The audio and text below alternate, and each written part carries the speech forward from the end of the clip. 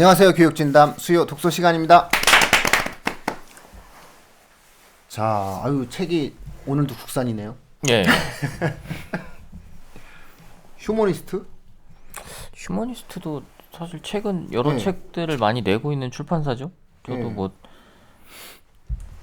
여기서 책들을 여러 권 본 것 같은데 어떤 게 있었는지 저 잘 기억은 나진 않습니다. 우리가 다룬 적이 있나요? 휴머니스트. 있었던 것 같은데요? 한 번 있었던 네. 것 같은데 이제 휴머니스트 출판사에서. 뭔가 이게 꽤 낯이 익은데 그래서 다뤘던 적은 있었던 것 같아요. 나 아는 사람이 옛날에 여기서 일해서 내가 익숙한 건가? 아니 이게 이게 출판사가 언제 뭐 아주 작은 출판사? 출판사는 아니에요.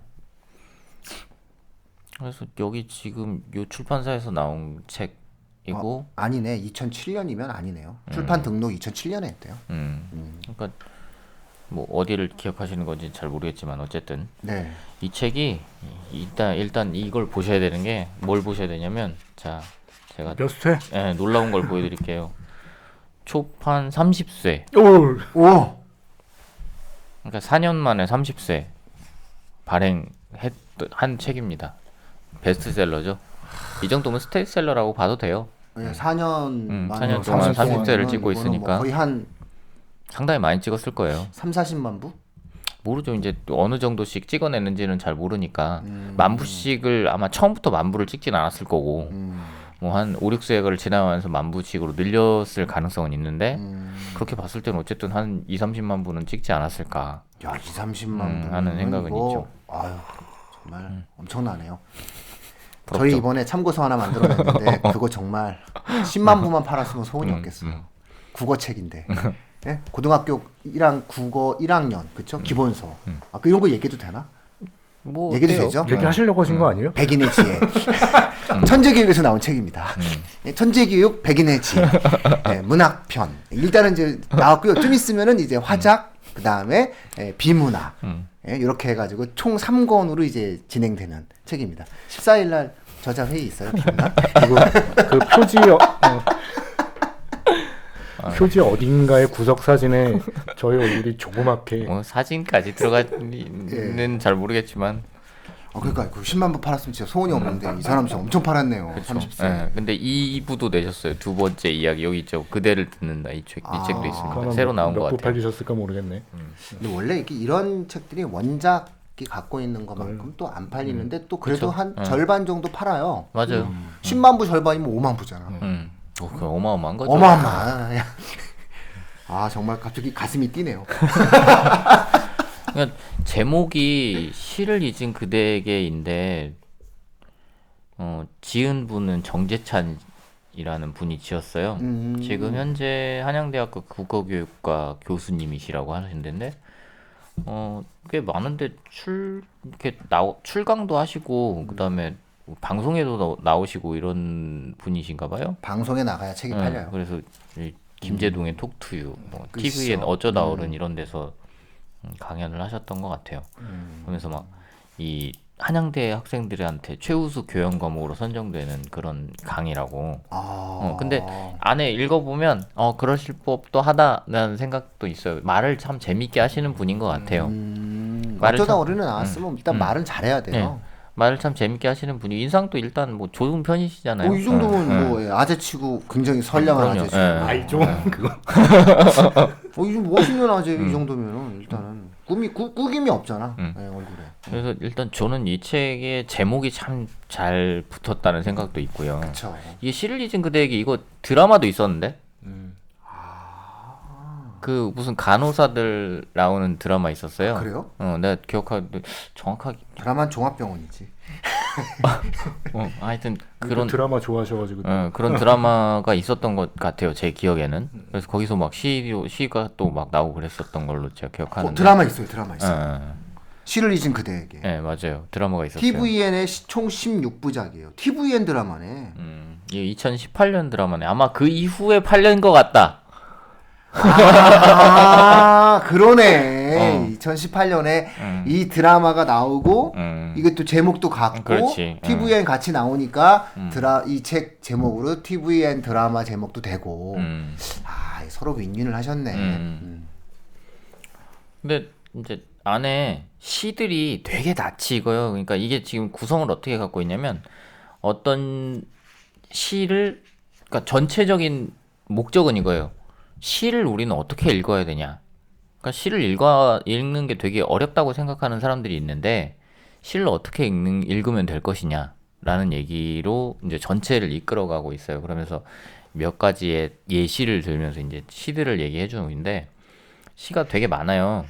근데 진짜 낯이 익은 시들로 가득 차 있어요. 게다가 이제 이분이 지금 연세가 어떻게 어느 정도 되시는지 잘 모르겠지만 아마 제가 생각하기로는 저보다 한 10살 정도 많지 않을까 하는 생각이 드는 예시들이 쭉 나오고 있거든요. 그러니까 이 책은 사실은 학생들이 저 재밌게 읽는다기보다는 학부모님들이 훨씬 재밌게 읽을 수 있는 책입니다. 그래서 이게 막 나오는 얘기들이 이제 이를테면 즐거운 편지, 황동규의 즐거운 편지 같은 거를 얘기를 하면서 어떤 영화들을 얘기해 주냐면 처음에 기쁜 우리 젊은 날. 아 그래요?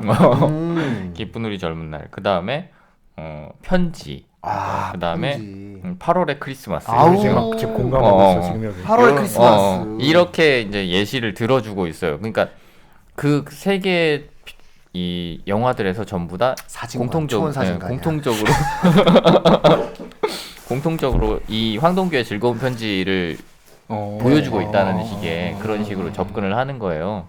그러면서 이 시를 우리는 어떻게 읽어야 할 것이냐를 그런 식으로 이제 뭐 우리가 익숙하게 볼 만한 어떤 소재들을 던져놓고 그다음에 거기에 연관돼 있는 시를 주고 이 시는 보통 이런 식으로 읽는다라고 하면서 학생들이 좀 눈여겨봐야 하는 거는 우리가 문학 작품을 읽을 때는 항상 그 문학 작품의 내재적으로 그러니까 그 문학 작품 안쪽에서 모든 걸 다 해결하는 식으로 이 문학을 해석할 것이냐 아니면 작가가 어떤 시대 상황에 처해 있었고 어떤 식으로 자라났고 하는 식의 외부적 상황을 대입해서 이 시를 설명할 것이냐 이 문학을 설명할 것이냐 이렇게 두 가지로 보통은 나눠지게 돼 있는데 되게 자연스럽게 그 두 가지들을 잘 설명해주고 있어요. 그러면서 내재적으로 설명을 할 때 어느 부분에서 막히면 외부의 어떤 상황들을 끌어들여서 설명을 할 수밖에 없다라는 식의 그런 설명들을 쭉 해주고 있는데 다만 아쉬운 건 그거죠. 그러니까 학생들을 대상으로 했을 때 아쉬운 건 예시가 아재 스타일이다. 요거죠. 정서적 공감대를 받기가 어렵죠. 예. 그러니까 아이들이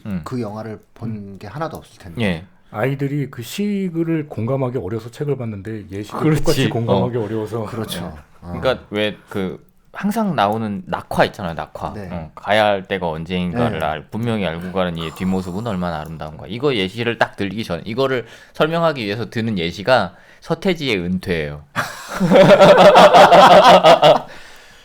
애들이 요즘 어떤 학생이 좋아하는 가수가 누구야 그러는데 서태지요 그러면 와 하면서 소리를 질러요. 그 소리를 지르는 게 희한해서 소리를 지르는 거예요. 쟤는 참 별종이구나. 이런 거죠. 그 옛날 광고도 있었잖아요. 그 나오는 광고. 이 젊은 애가 아저씨 누구예요?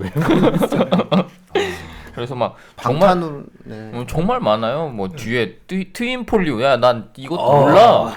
트윈폴리오는 그냥 윤형주랑 송창식이 결성했다는데 윤형주랑 송창식을 개별적으로는 아는 가수들이지만 난 트윈폴리오를 모른다고요. 저도 몰라요. 트윈폴리오. 절 보지 마세요. 나는 세시봉 영화를 보고 윤영주를 아는 것뿐이에요. 아 진짜요? 전 몰랐어요.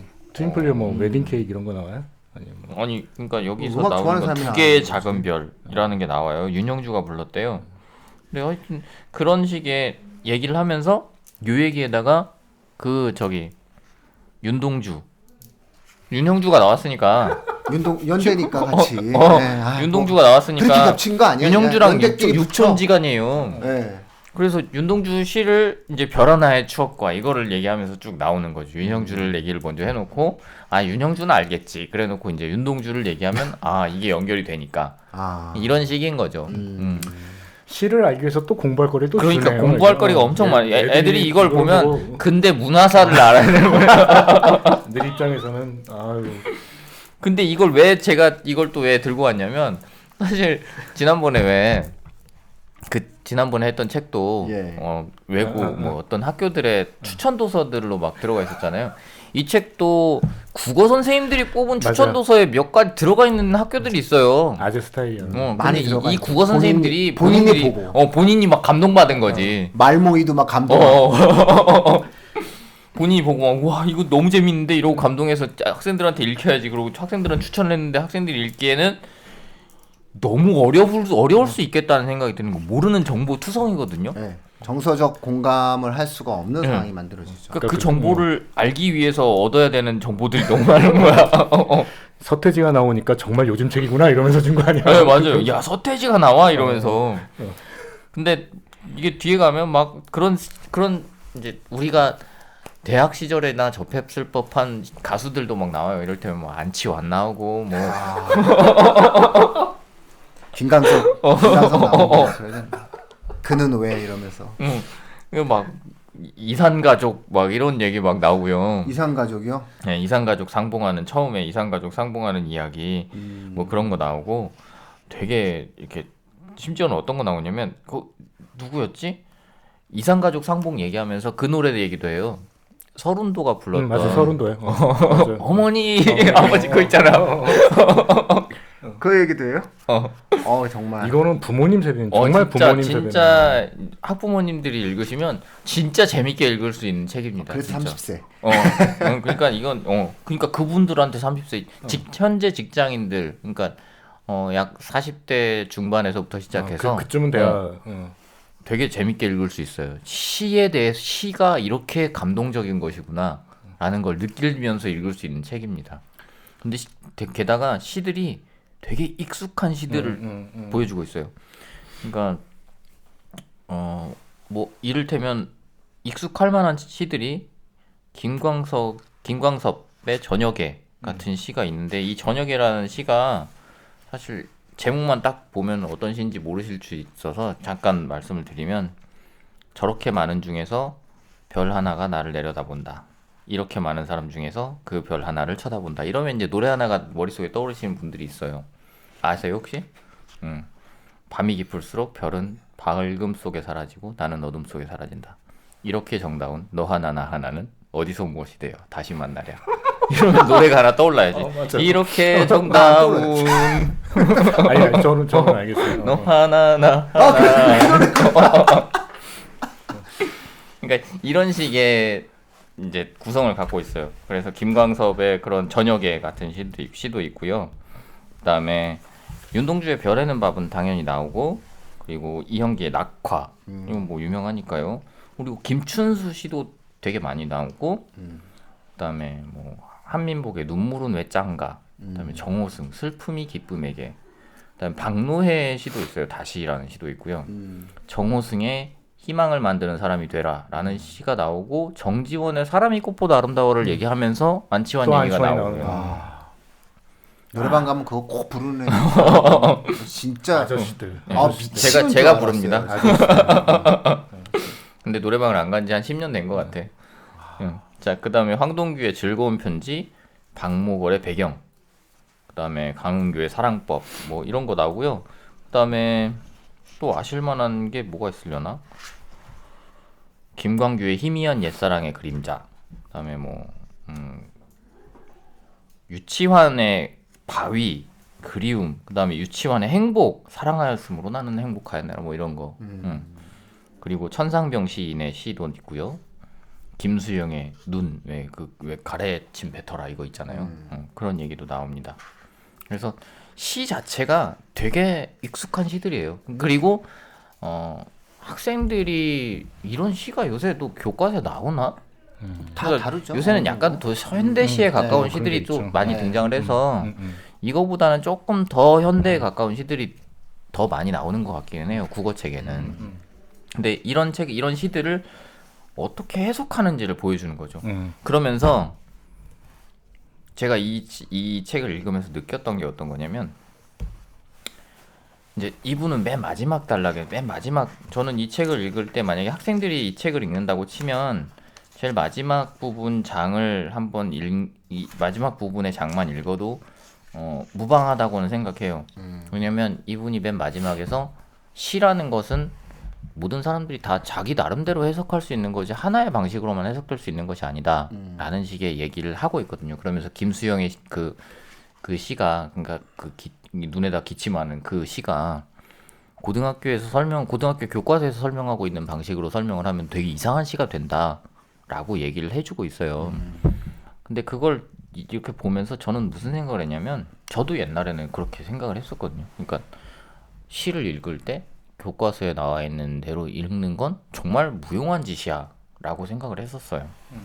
근데 지금 와서 생각을 해보면 저는 시를 되게 자주 읽는데 제가 읽는 시의 바탕이 되는 것들의 그런 어떤 문학적인 이론들 있잖아요. 그런 바탕은 기본적으로 국어 시간에 갖춰진 것 같아요.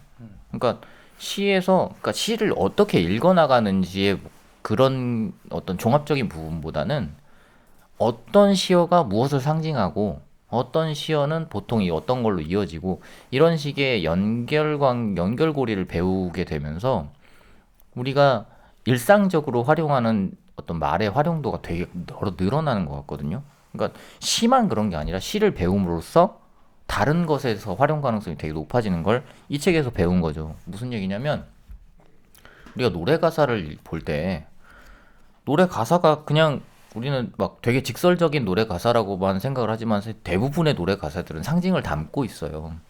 그러니까 예전에 저희 아버지가 무슨 말씀을 하셨냐면 저희 아버지는 이제 국어 선생님이셨는데 저희 아버지가 예전에 김종서의 겨울비인가? 그거를 이렇게 들으시다가 요새 노래들은 너무 직설적이야 이렇게 말씀을 하셨어요. 그러니까 뭔가 상징, 은유 이런 게 없다는 거지. 근데 이렇게 들여다보면 그것 되게 은유적이고 되게 상징적이거든요. 그러니까 이제 조금 사람들이 나이가 들면 자꾸 예전에 있었던 것들이 더 좋아 보이는 건 있는 것 같아요. 우리가 보기에도 되게 요새 나오는 시들보다 저도 요새 나오는 시들보다 여기 들어있는 시들이 훨씬 좋아요. 김소월 시 같은 거 되게 좋고. 근데 그런 식의 어떤 시의 문법들을 익히는 것이 결국에는 우리 문화에서 어떤 것들을 표현하기에 훨씬 다양한 모습들을 보여줄 수 있는 그런 방식이 되지 않을까 하는 생각이 들어가지고 이 책을 물론 어른들이 읽는 것도 좋다고 생각을 하는데 학생들이 이런 책들을 읽어 나갈 때 과연 어떤 곳에 중점을 둬야 될까라고 보면 그러니까 어떤 단어가 어떤 식의 상징을 갖게 되는가 그리고 그게 시대적으로는 어떻게 읽혀나가는가 같은 식의 어떤 문법적인 부분들처럼 그렇게 익혀나갔으면 좋겠다라는 생각이 들었어요. 그리고 아마 이 책을 읽으면서 딱 하나 학생들이 읽어도 그렇고 학부모님들도 아마 들으면 이게 무슨 말이지 하는 단어가 하나 있는데요. 핍진성이라는 게 있습니다. 그러니까 저도 이거 핍진성이라는 말을 되게 예전에 한번 접했어요. 어디서 접했는지 잘 기억은 안 나는데 이걸 듣고 이게 뭐지? 이렇게 느낌이 들었던 그런 단어예요. 핍진성. 뭔가 되게 부정적인 단어처럼 들리잖아요. 핍자가 들어가서. 근데 이 핍진성이라는 게 원래 무슨 뜻이냐면 진실에 얼마만큼 다가가 있는가를 가늠하는 정도라고 보시면 돼요. 근데 이게 서양에서는 되게 익숙한, 되게 널리 퍼져 있는 개념이에요. 그러니까 이제 라틴어에서는 베리시밀리투도라 그래가지고 베룸 그러니까 진리에 시밀리스 얼마나 비슷하게 접근해 있는가 이 개념이 이제 철학적으로 계속 싸움이 붙어 있는 개념이긴 한데 핍진성이라는 게 문학에서는 항상 그게 얼마나 실제와 닮아 있는가가 중요한 포인트잖아요. 그래서 그거를 이분은 핍진성이라는 말로 표현을 하고 있어요. 잘 안 쓰긴 한데 문학 쪽에서는 많이 쓰는 것 같아요. 그런 식으로 사용하고 있는 어휘들이 몇 개 있습니다. 그래서 어휘의 확장을 하는 데서도 꽤 좋은 방식일 거라고 생각해요. 그런 어휘를 그냥 넘어가지 말고 그런 어휘 하나씩을 찾아보면 전체 이해도는 훨씬 더 높아질 거예요. 그러니까 핍진성이라는 말 자체는 몰라도 이해하는 데 문제는 없지만 핍진성을 알면 아, 요 책에서 원하는 바는 그 핍진성이구나 라는 걸 알게 되는 거기 때문에 적어도 다른 단어는 잘 몰라도 요 책 안에서 핍진성 하나는 그래도 찾아서 익히고 가는 게 좋겠다라는 생각이 있고요. 그래서 요 책을 읽을 때 안에 들어가 있는 시들을 한 번씩 쭉 이 사람이 읽으라고 하는 대로 그러니까 어떤 시들은 소리내서 한번 읽어봐라 이렇게 얘기하는 시들도 있거든요. 그렇게 한 번씩 읽어보고 거기에 맞는 어떤 사례 예시들, 뭐 거기에 맞는 상황들은 어떤 게 있을까라는 것도 한 번씩 보면은 부모님과 학부모님들 같은 경우는 재밌다. 그리고 학생들 같은 경우는 뭐 이런 느낌이 들 수는 있겠지만 그래도 아마 이 책을 갖고 부모님들과 한 번쯤은 얘기해볼 만한 어떤 계기가 될 수도 있지 않을까. 뭐 어려운 일이지만 뭐 세상의 모든 일은 가능하니까요. 그러니까 혹시 이거 알아라고 하는 질문이 있을 수 있으니까. 그렇죠. 우리가 월드컵 때 4강 올라갈 줄 어떻게 알겠습니까? 네. 초등점 되면은 부모님들 이거 모를 수 있어요. 그렇지. 초등 초등은 부모님들은 몰라요. 모르지. 서태지 세대지? 서태지까지만 저기 서태지 세대지. 서태지까지만 되죠. 근데 그 이전으로 넘어가면 이제 막 아까 말씀드렸던 그 트윈폴리오나 송창식이나 뭐 이런 거 서른도 나오고 거기도 나오죠. 뭐. 사실 서른도는 그냥 딴 노래로만 우리는 알고 있었지 그 어머니 아버지 이 노래는 그거 아주 유명한. 그 노래를 나 몰랐는데 그 사람 신인이었대요. 서른도가 신인이었는데 그 노래를 이상가족 상봉이 딱 이루어지는 전날인가 그날 노래 가사를 막 써갖고 방송국에 들고 갔대. 그래서 그날 다 터진 거래요. 그래서 서른도가 그때부터 되게 스타가 됐다고 그렇게 설명을 하고 있더라고요. 그런 식의 약간 되게 아기자기한 역사들이 몇 개 있어요. 그런 걸 찾아보는 재미들도 학부모님들한테는 있습니다. 학부모님. 영화 내용 얘기하고 그죠? 예. 그래서 학생들이 읽어내기에는 그런 문화사들을 조금 알고 있으면 더 좋긴 하겠지만 그게 아니더라도 아까 말씀드렸던 것처럼 시라는 거 혹은 다른 문학 작품들을 그 문학 작품 안에서 해석하는 방식, 그다음에 그 작가가 겪었던 어떤 일들을 가지고서 그 문학 작품을 해석하는 방식, 이렇게 두 가지를 익히기에는 되게 좋은 책인 것 같아요. 여러 가지 접근을 하고 있어요.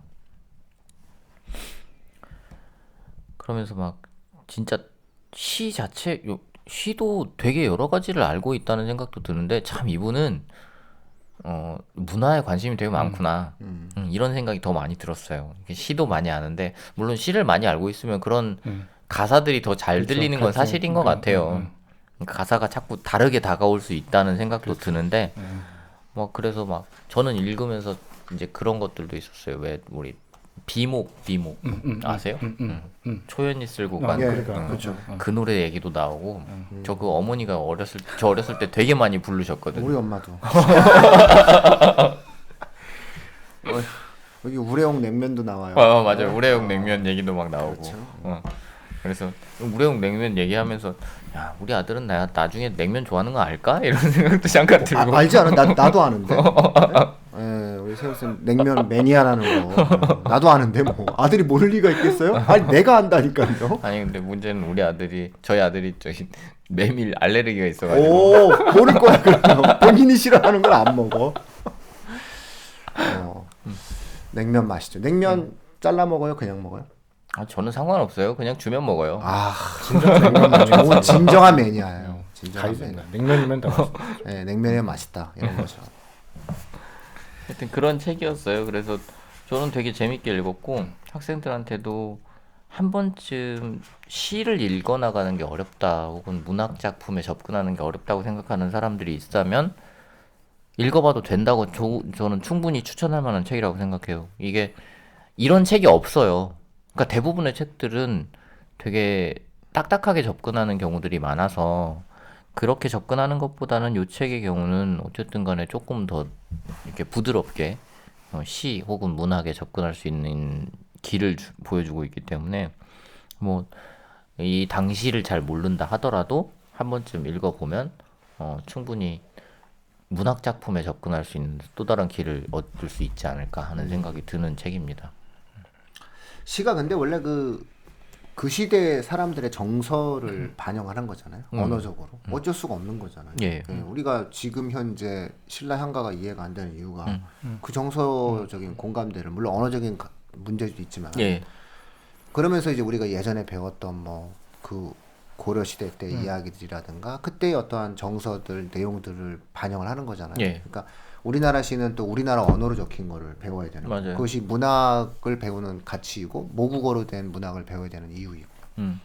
그래서 이제 학생들이 접하기에는 이를테면 학생들 중에서 그 미국 이제 서부 랩들을 자주 듣는 친구들이 있어요. 미국의 랩들 듣는 친구들.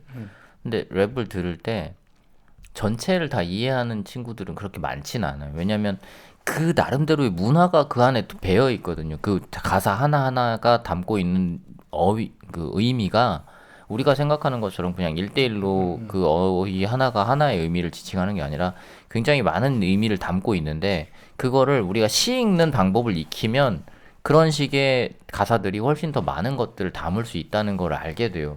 그래서 왜 TV에서 막 요새는 이제 고등 래퍼 같은 것도 하는데 그 고등 래퍼에 나오는 아이들이 막 랩으로 뭔가를 막 뱉어내는 이런 모습들이 사실 어른들이 보기엔 되게 별거 아닌 것처럼 보이지만 그 아이들 나름대로는 그 시어 하나하나 안에다가 그러니까 가사 하나하나 안에다가 자기들이 느끼고 있는 어떤 되게 중의적인 표현, 중의적인 의미들 계속 그 안에다 포개놓고 있는 거거든요.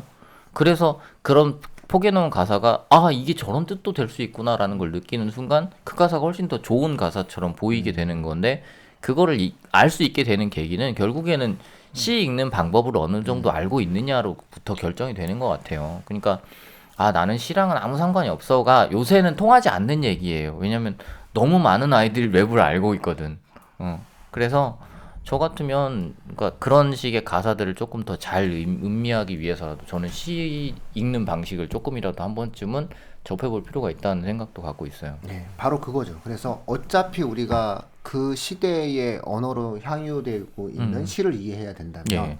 이게 학생들 같은 입장에서 봤을 때는 조금 안 맞겠지만 이 시대를 살고 있는 또 하나의 주류적인 사람들의 시를 이해하는 방식을 싫어도 네가 좀 이해를 해야 한다. 부모를 이해하듯이 그 부모의 세대가 시를 이해하는 방식을 네가 이해해야 한다. 왜냐하면 그 부모 세대의 사람들이 썼던 그 상당히 앞선 세대가 썼던 시란 말이죠. 그렇죠. 그 사람들이 그 동시에 썼던 네가 지금 랩을 이해하듯이 마찬가지로 그 시대 사람들이 썼던 시를 그 시대 사람의 정서로 이해하지 않으면 이해가 안 되는 거란 말이죠. 맞아요. 그러니까 어쩔 수 없이 이것은 그 시대 사람들의 정서를 이해하기 위해서 너가 좀 이해를 하면서 봐라. 뭐 이런 것 같아요. 그러면서 이 학교에서 만약에 이걸 추천해주는 학교 같은 경우에는 이 시에서 시험을 낼 가능성이 있어요. 그렇지 않겠어요? 그럴 수 있어요. 아니 뭐 내가 보라고 했잖아. 맞아. 이 책을 읽으라고 그랬는데 그러면서 굳이 객관식 시험 문제를 여기서 낼 거예요. 저는 그렇게 예상해요. 왜냐? 이 책을 굳이 읽어서 이 책을 굳이 학생들에게 읽으라고 한 선생님이 그렇지. 굳이 시험을 내는 출제 권한을 갖고 계신 분께서 여기에 관련된 내용을 분명히 낼 수 있는 게 많은데 그럼요. 국어에 관련이 없는 것도 없는 아니고. 것도 아니고 교과서에 실려 있지도 않고 외부 교과서에 다 실려 있고 외부 지문으로 낼 수도 있고. 이거는 그러니까 어쩔 수 없이 읽어라가 되는 수밖에 없는 거고요. 그랬을 때 내가 이 시를 이해하는 것이 중요한 것이 아니라 사람들이 이해하는 이 시의 내용을 이해해야 되는 거잖아요. 그렇죠. 그러기 위해선 이 책을 통해서 한 번쯤은 시에 대한 내용들을 접해봐라. 뭐 이렇게 이해할 수밖에 없겠네요. 예. 그런 면에서 여기 보니 사진도 막 있고 그래요. 예, 책이. 사진이 제가 이걸 이렇게 보면서 보통 이런 책들이 어떤 우를 범하는 경우가 있냐면 사진을 아무 데서나 따오는 경우가 있어요. 그래서 제가 뒤에를 이렇게 슥 살펴보니까 사진가 이름도 적혀 있습니다. 그래서 다 저작권. 예, 저작권 여기 뒤에 보면은 무슨 사진 여기 사진 해갖고 셔터스톡 연합포토 하연이 이렇게 써 있어요. 이분이 거의 대부분 찍으신 사진인 것 같아요. 근데 사진도 꽤 좋아요. 이 사진 좋네요. 예. 어쨌든 그런 부분에서 초원 사진 가서 직접 찍고 그랬구나. 본인이 가서 막 찍으셨네. 뭐 어쨌든 전문 포토그래퍼를 써서 이 책 안에다가 집어넣으신 거니까 저는 그런 노력도 되게 좋다고는 생각해요. 이게 쉽지 않거든요. 보통 사진들을 아무렇게나 써도 된다고 생각하는 사람들이 있어요. 심지어는 요새 최근에 저기 알쓸신잡 3편에서 그 사진 어디 보여준 사진 파리의 그 묘지 있잖아요. 네. 묘지 사진을 어떤 사람이 찍어서 인터넷에 올린 걸 그냥 그대로 긁어다가 방송에다 내보내놓고 저작권 그 요청도 안 하고 그냥 내보내는 경우도 있었거든요. 그러니까 그런 식으로 되게 아무렇지도 않게 사진에 접근하는 사람들이 있는데 안 돼요 사진. 요 경우에는 그래도 그렇게 저작권 다 이렇게 지켜가면서 혹은 아예 저작 의도가 그런 것도 있었을지도 있는데 어쨌든 그렇게 접근했다는 점에서도 저는 되게 좋게 평가했어요. 그렇죠. 사진, 그림 이런 것들에 대해서는 예. 우리가 잘 즐길지 못한다 하더라도 잘 한번 챙겨봐야죠. 아, 시도 뭔가의 전문적인 이해를 위한 공부가 필요한 영역이다 라는 것을 한번 주지시켜준 그런 어떠한 말이었던 것 같아요. 예. 근데 요 비유가 적절한지 모르겠지만 우리가 미술을 할 때 되게 좋은 그림이야 라고 얘기를 하잖아요. 예. 그러면 미대나 그림을 잘 이해하는 사람한테 이게 왜 좋은 그림인지 물어보잖아요. 그렇죠. 그럼 그 사람이 아, 이 그림은 이래서 멋있고 이 좋고 그러면 아, 맞아요. 이러잖아요. 예. 그러면서 아, 그렇게 또 볼 수가 있구나라고 하면서 우리가 미술을 배우듯이 그렇죠. 시도 마찬가지라는 예. 거죠. 시도 사람들 내가 내 멋대로 이해하는 것이 예술을 향유하는 그런 방식이 아니라는 거죠. 모두가 느낄 수 있다면 그것도 인류 문화의 한 자산인데 그것을 잘 즐길 수 있도록 미리 가르쳐준 사람들의 내용을 통해서 잘 배우고 이해한다면 더 잘 즐길 수 있다 네가. 네. 이런 어떠한 느낌으로 시대 정신을 이해한다는 측면에서 어른들의 세상 속에서 만들어진 그 정서를 좀 우리 학생들이 좀 읽고 또 청취자분들은 바로 나의 이야기니까 또 사서 읽고 내가 먼저 읽고 엄마가 사서 읽었더니 좋더라 이러면서 주고 이러면 이게 얼마나 대화가 되겠어. 엄마가 얼마나 멋있어 보이겠어. 그러면서 엄마가 또 한마디 하는 거지. 그 제목에 시를 잊은 그대에게야. 엄마가 딱 얘기하는 거지. 엄마가 이 책을 읽고 다시 시를 생각나게 했구나. 그러면서 엄마가 얼마나 멋있어 보이겠냐고요. 그래서 이 책을 통해서 한 번쯤 금방 읽을 수 있어. 딱 보니까. 예, 되게 얼마 안 걸려요. 그래서 자녀들과 함께 이야기해보는 그런 시간을 가지셨으면 좋겠습니다. 휴머니스트 출판사죠. 예. 정재찬. 시를 잊은 그대에게라는 어떠한 내용이었습니다. 뭐 더 마지막 하실 얘기는? 저는 그냥 네. 이 책을 읽고 나서 이걸 읽고 나서 시집 혹은 교과서에 나오는 시를 한번 다시 보면 약간 다르게 볼 수도 있다는 생각도 있고. 그럼 이거 성공한 건데 이 책 엄청난 책. 그 선생님들이 이 책을 읽으라고 한 거 아니야? 아, 선생님이 나한테 읽으라고 그랬구나. 그러니까 봐, 다시 보이더라. 이런 내용이죠. 그런 거였구나. 너희들이 시를 알아? 그렇지. 선생님이 읽고 시가 이런 거였어. 좀 알아, 좀 거지. 봐라, 좀 얘들아 이러면서 그런 느낌이었다라고 저희가 말씀드릴 수 있을 것 같네요.